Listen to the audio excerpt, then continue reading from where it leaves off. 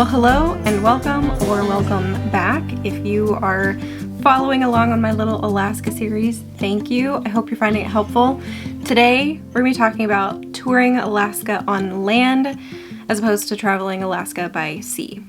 If you have the time and the money, by all means, do both. If you can't, for whatever reason, I would be really hard pressed to help you choose which type of trip you should do. There are, pros and cons to Alaska cruises and traveling Alaska by sea. Alaska cruises are incredible because you get to see places that aren't easily accessible by other means. The wildlife viewing is often hard to beat on Alaska cruises. You can't see whales in Fairbanks. You just can't. Cruises are also incredibly relaxing because there's so much you get to see and do, but there's a lot less that you have to be responsible for, a lot less you have to worry about. Land tours, on the other hand, mean you get to travel to places that are not accessible by cruise ship. Folks with seasickness or motion sickness issues may find land travel a more pleasant way to experience Alaska. And land tours allow you to have more time in one place as opposed to like the part of a day that you get in a port on a cruise ship. So for a Alaska cruise, you may get into Ketchikan at 9 or 10 or 11 o'clock in the morning, and you may leave as early as 2 or 3 o'clock in the afternoon. And while you can't really, it's really hard to get to these other places other than on a cruise ship.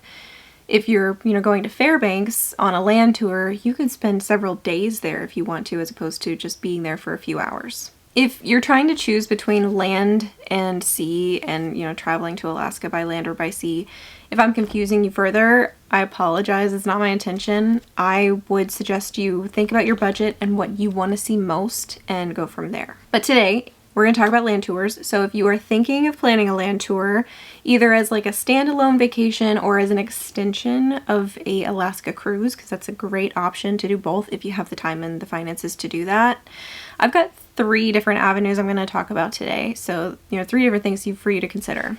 So we're going to talk about land tours you book through a vacation planner or like a travel agent, land tours that you book through a cruise line specifically, and land tours that you book yourself. You just kind of piecemeal it, you DIY a land tour. We're going to start by talking about land tours that you book through a vacation planner or a travel agent. This is an excellent option if you want help planning your trip. Travel agents will help you book hotels, flights, they'll help you find places to eat and things to do. Travel agents are awesome for folks who are really busy. If you kind of have an idea of what you want but you don't have the time to book it, or if you would rather have someone book it for you, travel agents are an excellent resource for that. Oftentimes travel agents have experience visiting Alaska, or they know somebody who does.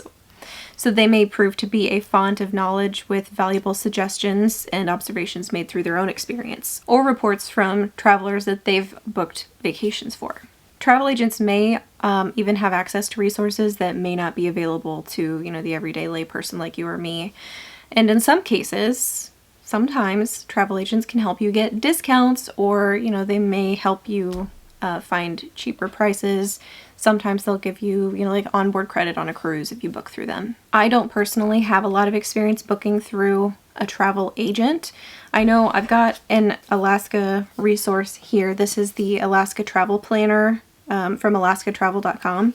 And I believe they even have some itineraries in here. And I think they are Alaska travel agents. So if you need, help planning an Alaska tour and you don't have a travel agent that you are loyal to, maybe look, this group up, because I think this resource is really helpful and this resource is free. A lot of travel agents, I think most, if not all travel agents, are free for you to book your vacation through. So you shouldn't have to pay extra to use a travel agent. They are supposed to be a resource for you to use that the travel industry reimburses as opposed to you paying them. Now let's talk about booking tours through a cruise line specifically. So these can be a really exceptional option, especially if you're thinking about adding it on to a cruise that you already have booked, or if you're looking at booking a Alaska trip that is both land and sea. I'm thinking specifically about Holland America and Princess. They call them cruise tours, and I'll have their pages linked in the description box. Holland America and Princess have lodges throughout Alaska. They are beautifully situated, and the cruise line is going to help you get from the airport or from the cruise port to the lodge and they'll have itineraries, you know, around these land tours. And then at the end of your trip, they will help you get from the lodge or from the cruise to, you know, your next destination.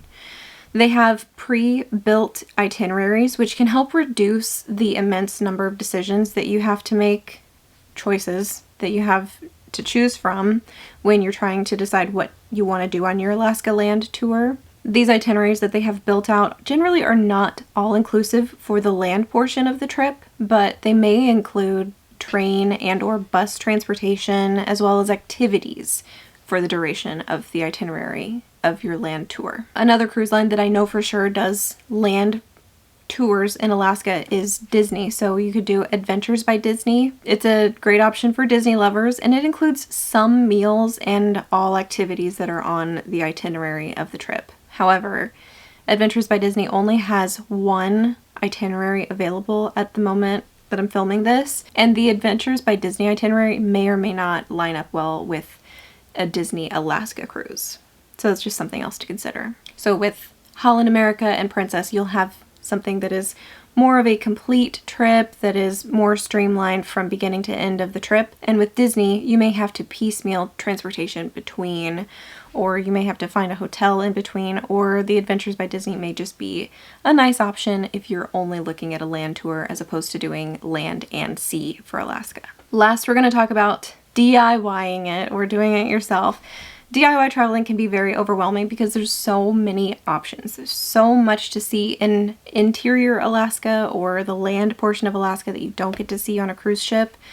If you've been to Alaska before, or if you've found an itinerary elsewhere, like in this booklet, there are example itineraries, you know, that are 8 days long, and I think you can book them directly through here. But if you find an itinerary somewhere else, it's on a YouTube video, it's in another resource, you made it up yourself. If you have an itinerary you're trying to replicate, I think it can help eliminate some of the choices that you have to make.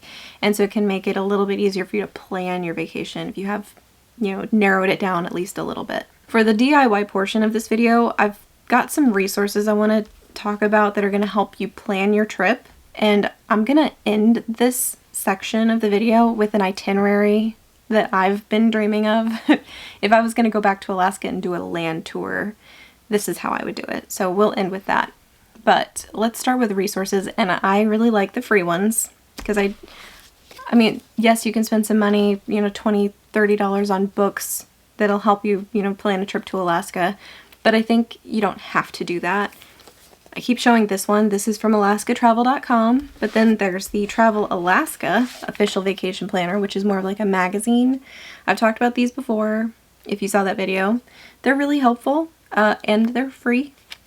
So I, you know, would suggest checking out the official Alaska and the unofficial Alaska travel tourism resources, because they do want to help you get to Alaska and they want you to have a good time and spend some money while you're there. That's kind of the idea of tourism. I also want to talk about YouTube videos, because YouTube videos can be very inspiring. You get to see a bit of a place through someone else's lens. You get to see how they experience a certain place at a certain time. You can decide through watching a YouTube video if you have any interest in visiting a certain place. Maybe they had a bad time because it's not their kind of vacation. Maybe they had a marvelous time and you're thinking, wow, that looks stunning, I want to go.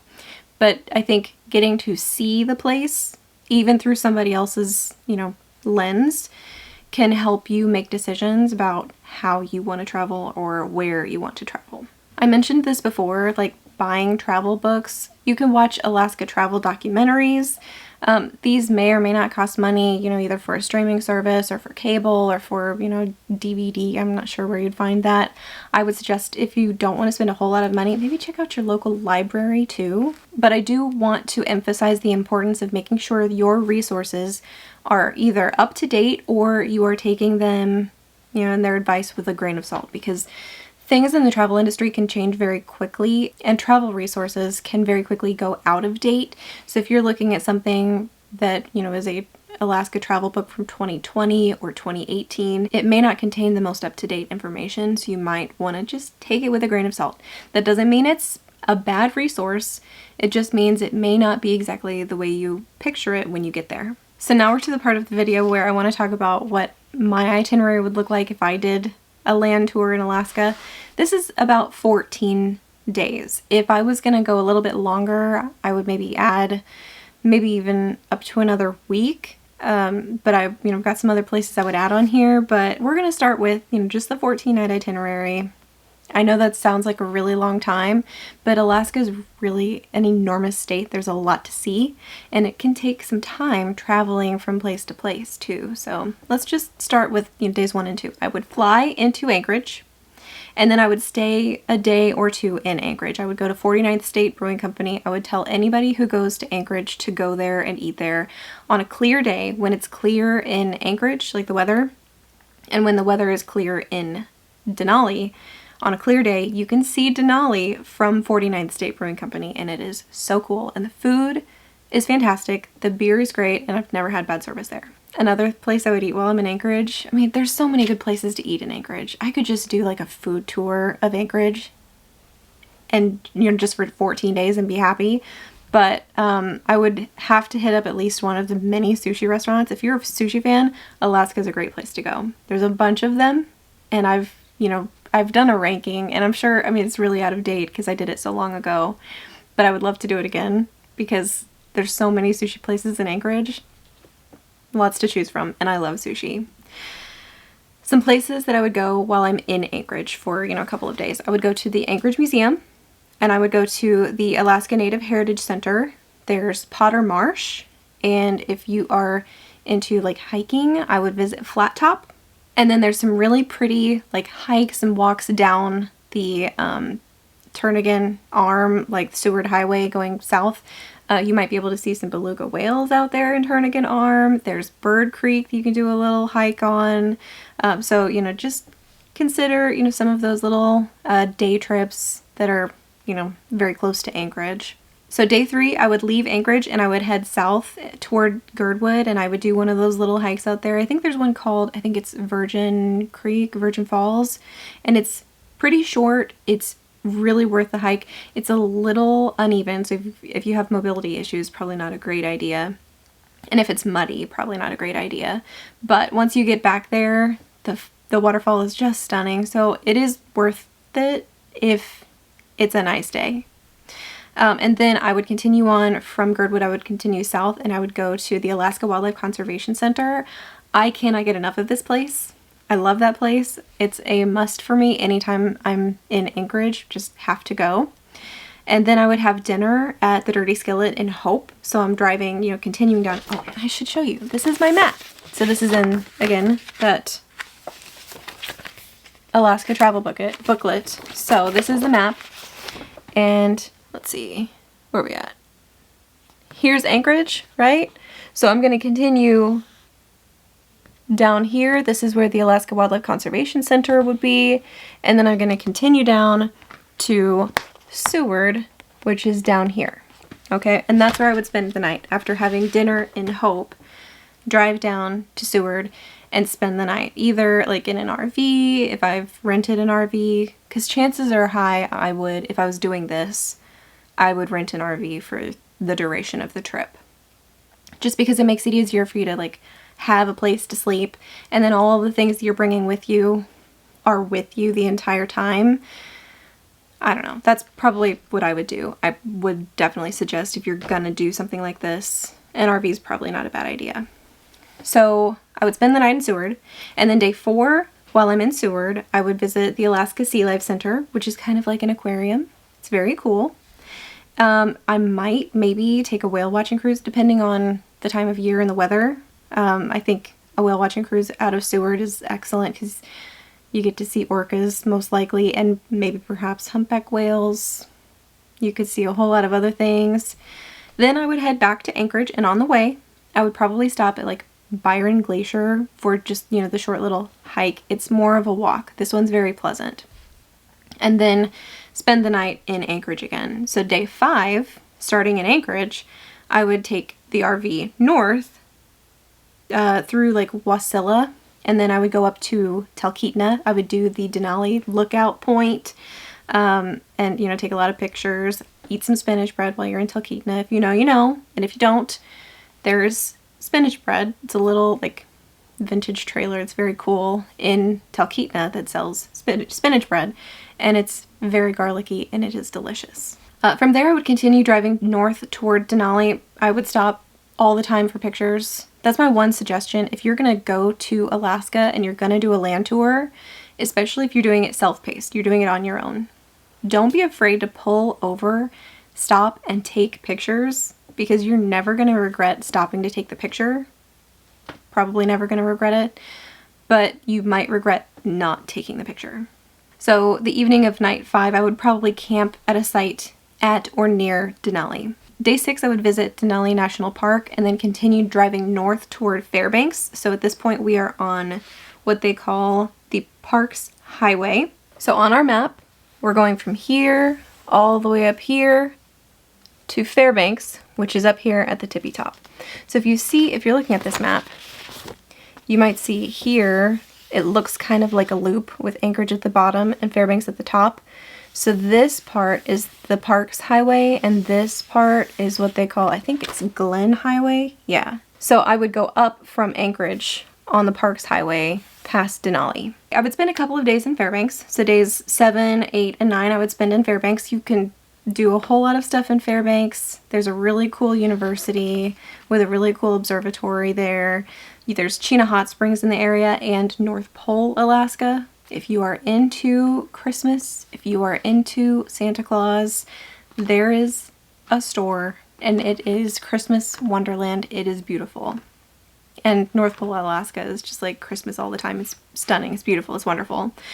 So I could spend a couple of days in Fairbanks and be happy. And if I was going to do this trip, that's how I would do it. And then on day 10, I would leave Fairbanks and I would take the other highway down from Fairbanks, but I would not go back to Anchorage. I would go down here to Valdez. So I would leave Fairbanks and I would go down here to Valdez. And if you remember, there was a horrific tragedy with an oil spill in Valdez. It's beautiful. It's very scenic. It's really hard to get to if you're not driving to it.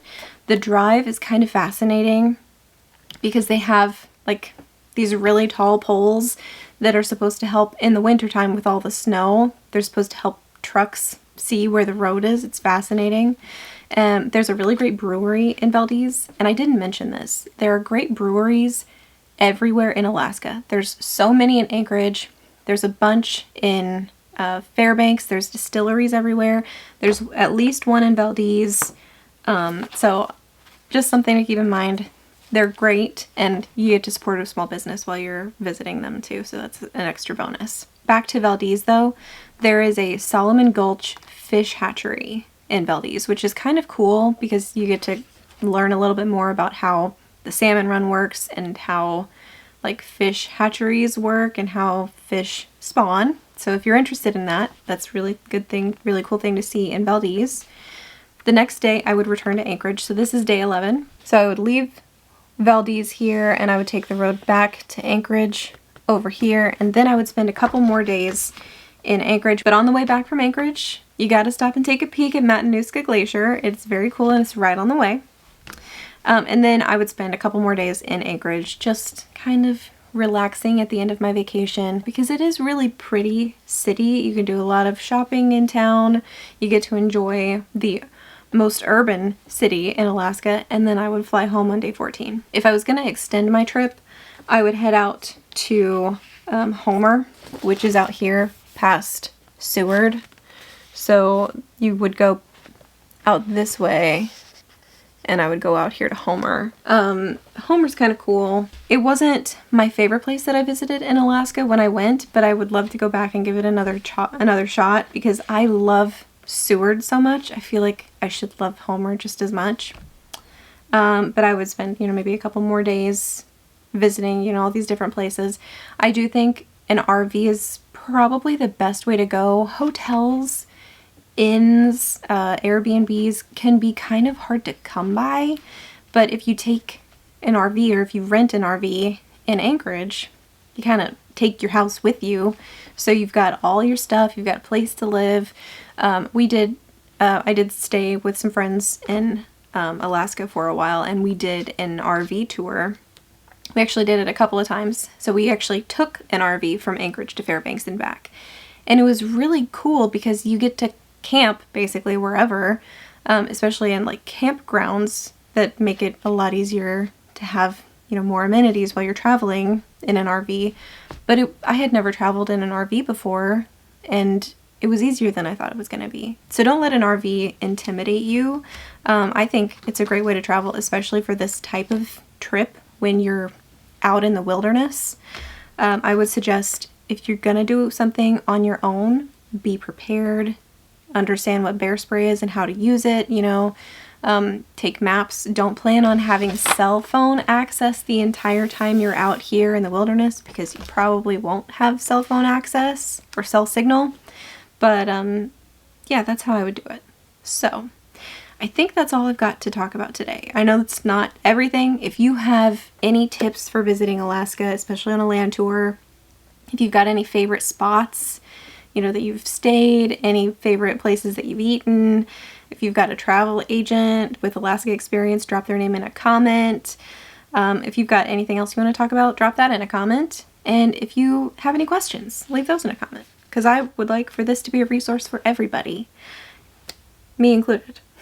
So, yeah, I think that's all I've got to talk about. Thank you for hanging out with me today. I had a lot of fun planning this video, actually, because I've been dreaming about this trip since my first trip to Alaska, to be quite honest. I would love to make this trip happen.